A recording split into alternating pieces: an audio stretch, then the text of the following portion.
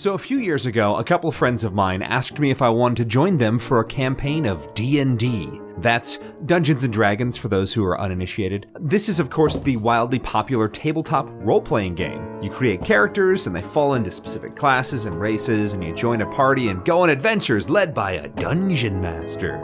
Yeah, it's for nerds. I eventually relented under the barrage of friendly requests and offered my house as a place for us to play. Welcome back to Virginhood. Now, I'm a nerd, obviously, but I never considered myself to be that kind of nerd. All the dice rolling, all the make-believe, all the math. It's a bit overwhelming. It's a good thing my friends are bigger nerds and could walk me through the nuances of the rules so I could just focus on the fun of the game. So we finally met up, and the dungeon master, my good friend Colette, she told us to roll up a level 5 character and then give them a little backstory. I had no clue what to do. So I rolled a bunch of dice, added numbers to a sheet that looks kind of like this, chose my class, my race, my weapons gear, and then gave my character a name. I wanted simple. I wanted a character that was huge, would intimidate, and could kill monsters. And of course, would be super fun to play. So, this is Dorf. Dorf is a big dumb half-orc fighter with a penchant for smashing things, graffiti, and being a kleptomaniac. Dorf likes drinking strong beers, enjoys shiny objects, and growling at things. Dorf doesn't like locked doors, overly complicated magic items, or angry monsters.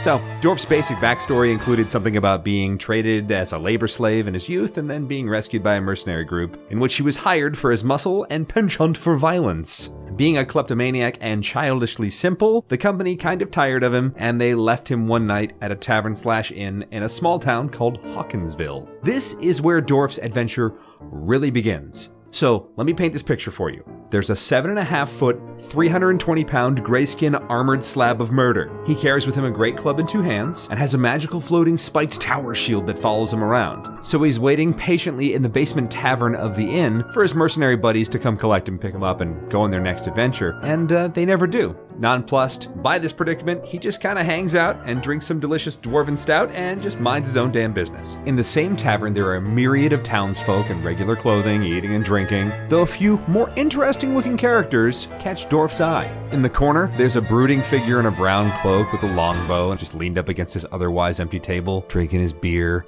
brooding.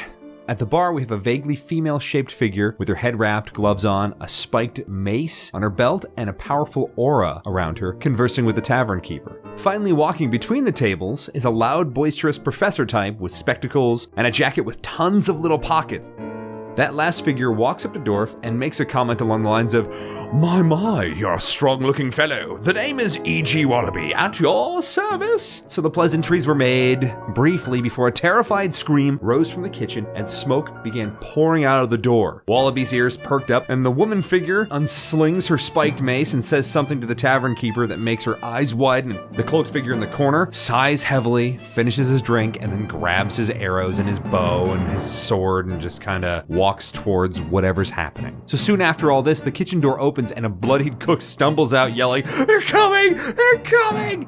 So the stunned patrons of the tavern are just kind of milling about, really confused. Dorf knows from years of combat that basement fighting is always a bad idea, and even worse with lots of civilians just kind of in the way. So he growls and slams his hand down on the table, splitting it in half, and yells loudly, "Get out of here!" Super loud, really intimidating. After this, the patrons, they're clambering, they're starting to bolt. One guy gets trampled on. So Dorf, not really thinking, as he's moving his way towards the kitchen, he just picks up the poor guy who's getting trampled and tosses him out of the way. Dorf's like, "Guy's safe, let's go." Turns out that guy actually died. Dorf, you're stronger than you think. As Dorf Wallaby, the woman, and the cloaked figure move towards the door, the screaming inside the kitchen stops, and these massive dog-sized rats burst through the door. Tons of violence ensues. Just lots of dead rodents all over the place, and they're massive. Blood everywhere. So the tavern was cleared out, save for these unique 4 figures who helped control this outbreak and beat it back. Well, them and of course the bar owner. She walked back in. Panting from exertion, Wallaby walks over to the owner, whose name is Anne, and says something nice about the bar and introduces himself and the 4 standing. "You must be the owner. All is well now, ma'am, for I am E.G. Wallaby, and these folks have all helped to save your tavern. What are your names?" As he tries to introduce the group. So Dorf grunts his name. "Dorf." The cloaked figure mumbles out, "I'm Corin." and the female figure, in a rich, elegant tone, says, "I'm Elizabeth," while nonchalantly flicking blood and gore off of her spiked mace. This is how the entire party meets each other for the first time, and this is how Dorf and I got started in Dungeons & Dragons.